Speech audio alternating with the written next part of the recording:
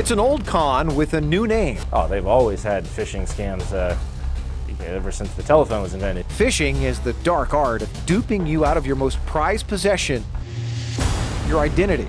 Here's how it works. Let's say you go online to a website you don't know or click on one of those internet surveys. People will put out surveys with, asking you for your name, your kids' names, your pets' names, your birthday, your favorite colors, all so they can create a database about you and then use that information. And where that information ends up is mind-boggling. The dark web auction sites are just where they compile all the information that they take from people. A kind of one-stop shop for criminals. So they'll sell your information to 20 different people, and 20 different people will try to use that information 20 different ways. Like trying to hack your bank account or opening credit cards in your name.